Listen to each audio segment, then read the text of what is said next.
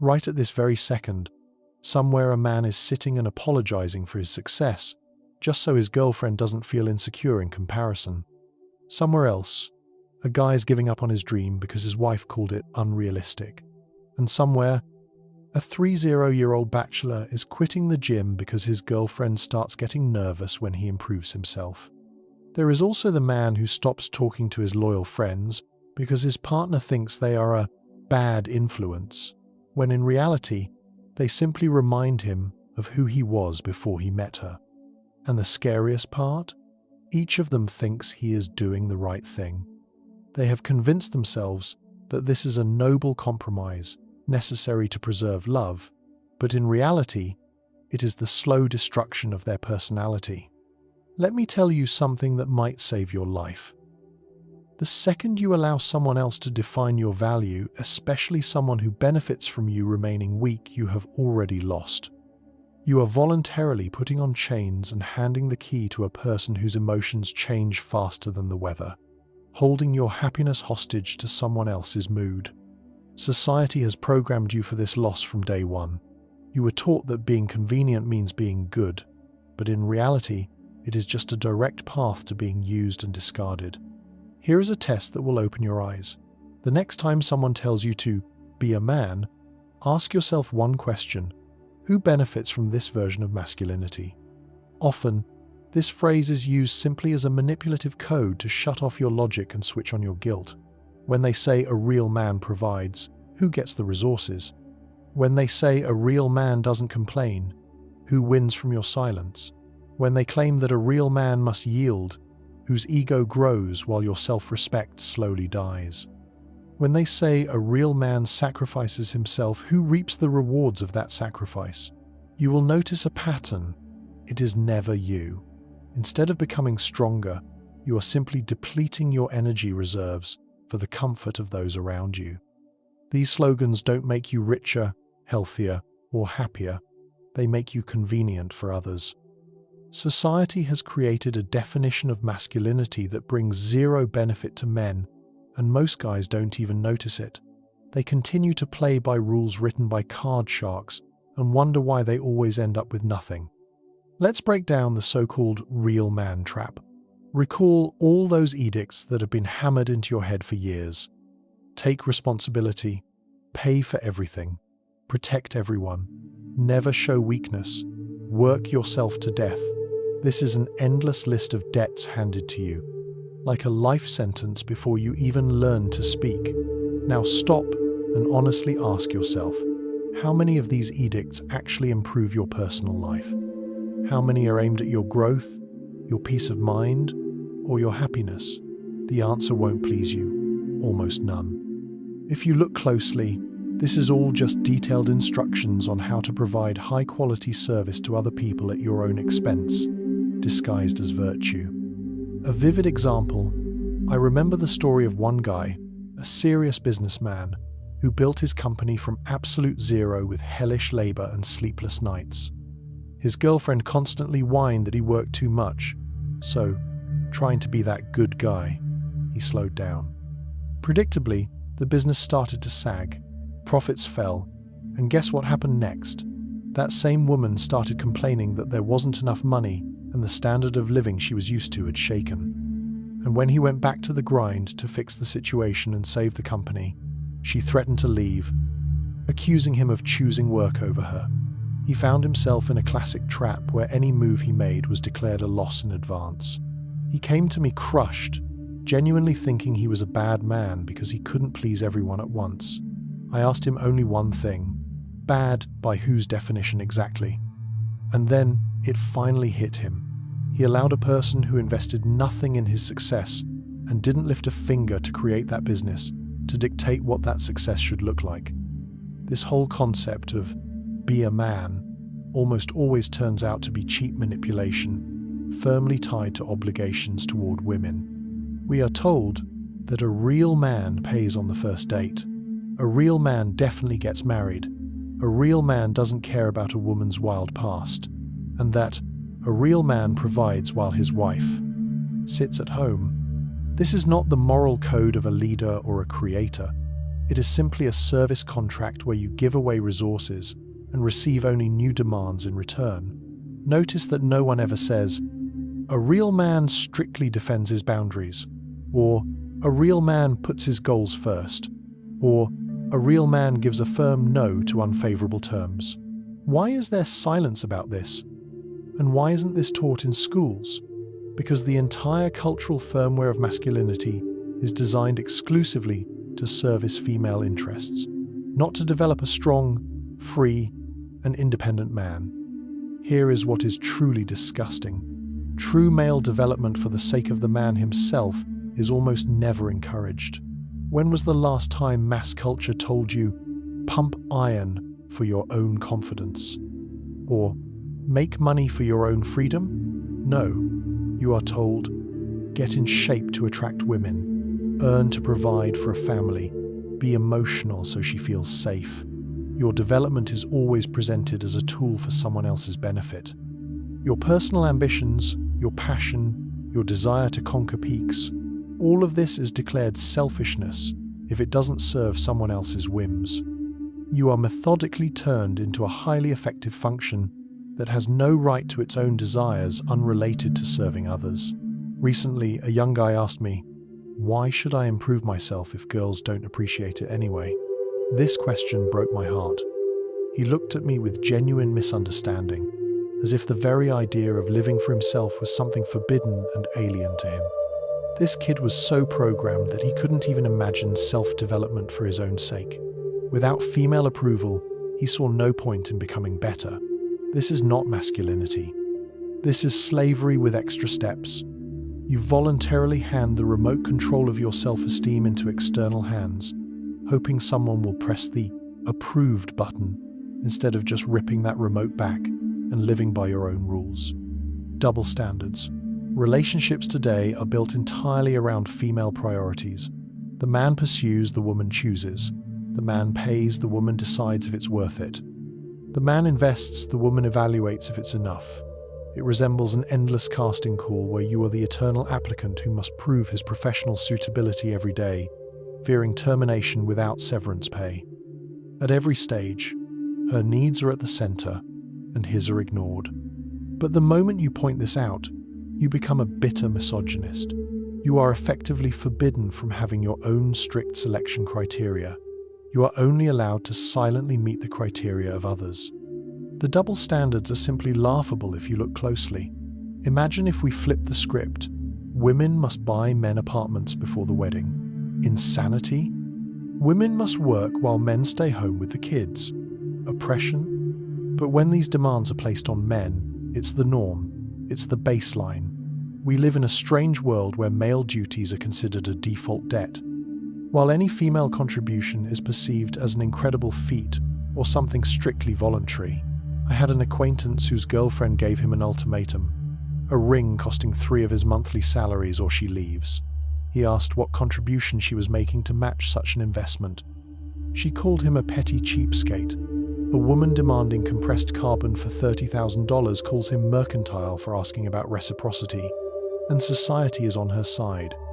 Since she was in diapers, she was taught that she is the prize that must be earned at any cost, and you were taught that you are merely a resource tool to ensure her comfort. A woman says, "I don't date short guys." Good for her, she knows her worth. A man says, "I don't date fat girls." Superficial jerk. A woman looks for a rich husband, those are standards. A man looks for a young wife, he's a predator. Female interests are rights. Male interests are toxicity. Any male preference is immediately pathologized and ridiculed, while any female whim is elevated to the rank of a sacred and inviolable right. It starts early. Boys absorb this without even realizing it. Mum says, "Give in to the girls." Teachers punish boys more strictly than girls for the same misdeeds. The entire education system is designed to break your natural will and make you convenient, punishing you for the very displays of character that make a man a leader. Movies show men sacrificing everything for the heroine's smile. By the time you start dating, your firmware is ready. You see your value only through the prism of female approval. You unconsciously seek not a partner, but an owner to serve, believing your meaning in life is to be a useful tool in her hands.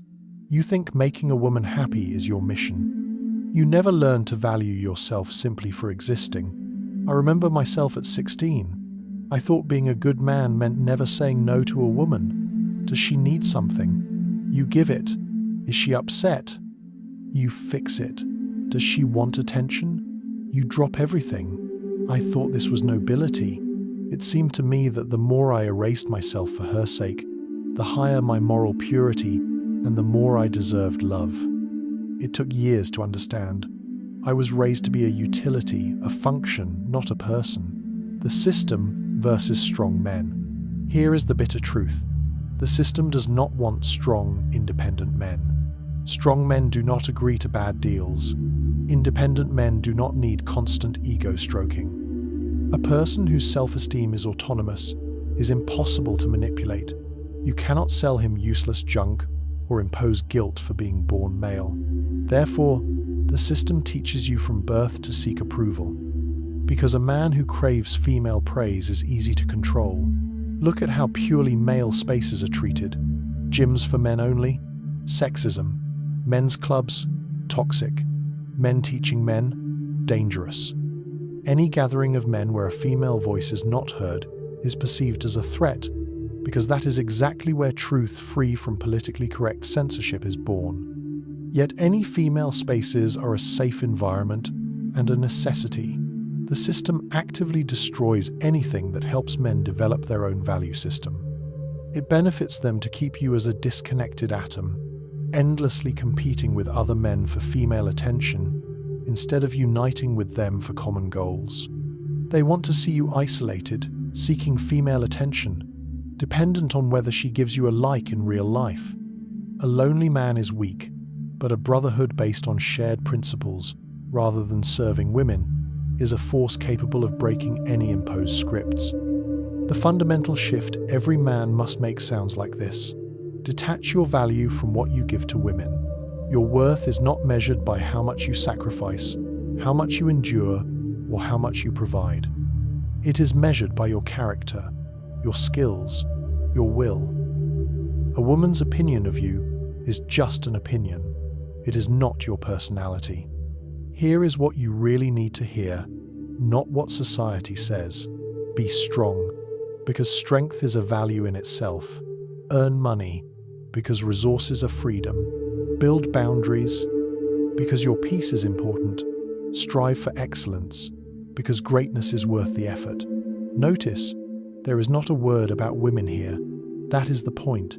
Your development must be about you. One guy asked me, if I'm not trying to attract women, why should I bust my ass at all? The answer is brutally simple. Because being weak is pathetic. Being broke is humiliating. Being stupid is dangerous. You develop not for someone's eyes, but because living at the peak of your capabilities is a completely different taste of life than rotting in the swamp of mediocrity. And it doesn't matter if anyone appreciates it or not. Are you capable of defending yourself? Do you have the brains to solve a complex problem? Can you create something from scratch? Will you remain standing when the world starts to crush you? These are true male values that exist absolutely independently of female approval. And here is what happens when a man stops worrying about female opinion. He gets his body into the best shape of his life, not for someone else, but simply because he wants to be strong. He builds a business not for show, but because he wants freedom. He sets strict boundaries because his own peace is more important to him than anything else. And ironically, it is at this very moment that quality women begin to show interest in him. Not because he is trying to impress them, but exactly the opposite, because a man who does not need approval is incredibly attractive. The Matrix's greatest trick is making men think that female approval equals their value. Look at the great men of history. Tesla, Marcus Aurelius, Da Vinci. Did they create to impress ladies? No. They had a mission. And that is precisely what made them great. Guys, especially those over 30, listen very carefully. This is your time for the capital construction of your life, not for chasing skirts. By continuing to chase approval, you are simply flushing your most productive years down the toilet.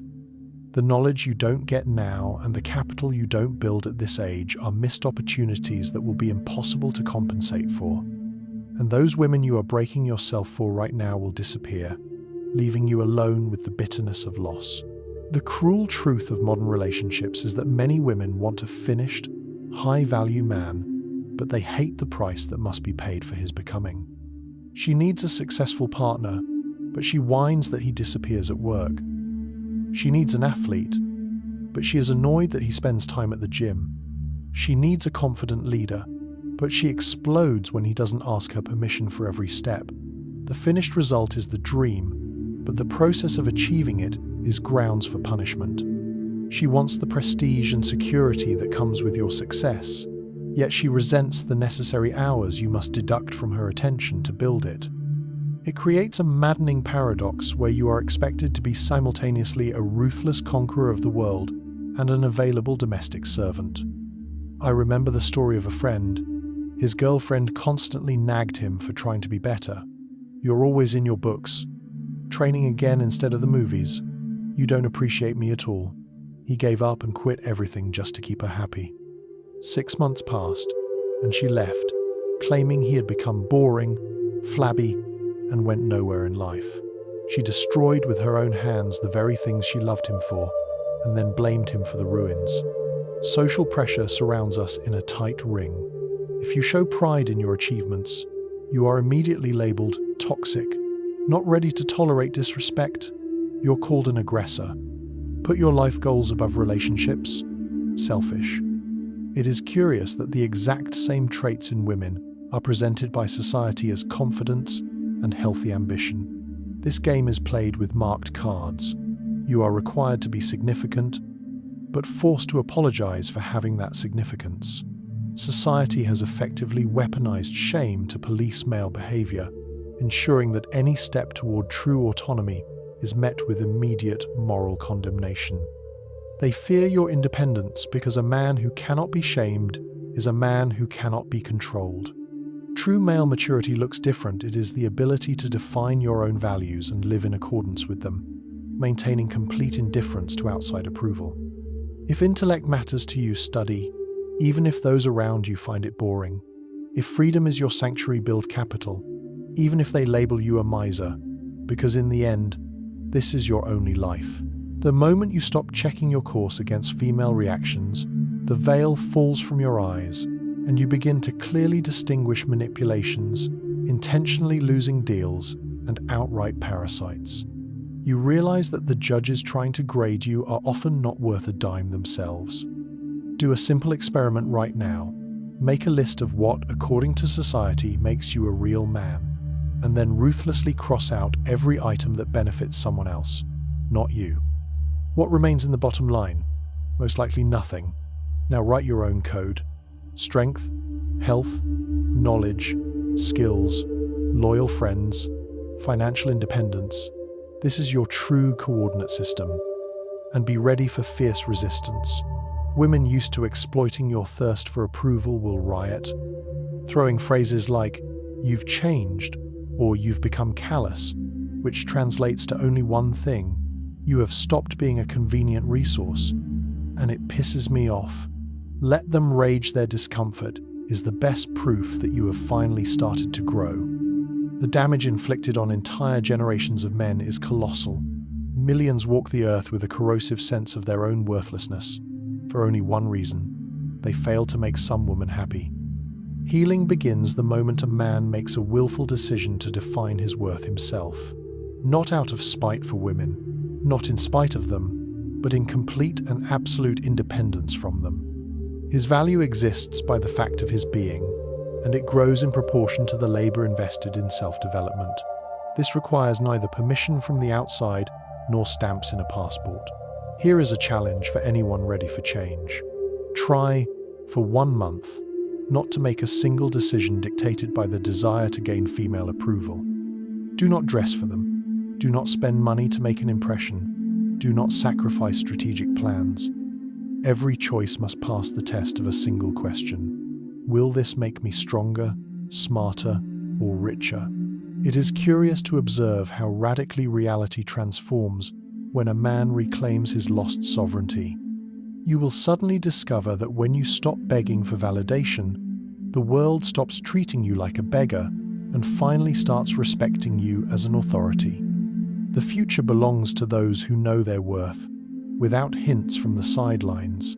While the rest seek praise, such men silently build empires. They stop asking the question, "Am I good enough?" and begin to formulate the correct inquiry. Good enough for what? To satisfy someone else's whims? Who cares? To justify social expectations? Doesn't matter. To realize my own vision of who I can become, that is the only criterion that carries real weight. It is important that men share this experience. At what moment did the realization come that the right to define your own significance was given into someone else's hands? What changed after giving up this pernicious habit? What resistance did you have to face? Leave your stories in the comments. This will help others see that they are not alone in this fight. Male value belongs only to the man himself. It is time to take it back. If you are ready to hear the uncomfortable truth, subscribe to the channel Psycheria. Here we analyze real behavioral psychology, expose manipulations, and give tools that return control of your own life to you.